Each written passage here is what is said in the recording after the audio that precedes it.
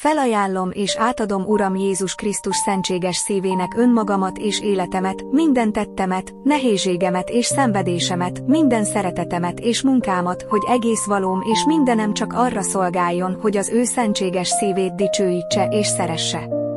Szilárd elhatározásom, hogy egészen az övé legyek, mindent iránta való szeretetből tegyek, és mindenről lemondjak, ami nem tetszhet, vagy ellenáll neki. Ezért téged választalak szentséges szent szív egész szeretetemnek, életem védőjének, üdvösségem biztonságának, gyengeségem és álhatatlanságom orvosságának, és engesztelésnek életem minden bűnéért.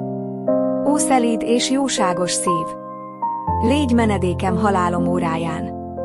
Légy megigazulásom Isten előtt, és hárítsd el a büntetést, amelyet igazságos haragja szabna rám. Ó szerető szív, beléd helyezem minden bizalmamat. Félek az én gyengeségemtől és gonoszságomtól, mert minden kitelik tőlem, de a te szeretetettől mindent remélek. Töröld el bennem mindazt, ami nem tetszik neked, vagy ellenáll neked.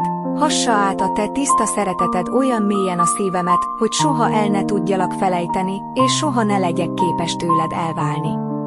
Üdvözítőm, minden szeretetedre kérlek, írd be nevemet szentséges szívedbe. Boldogságom és dicsőségem legyen a te szolgálatodban élni és halni.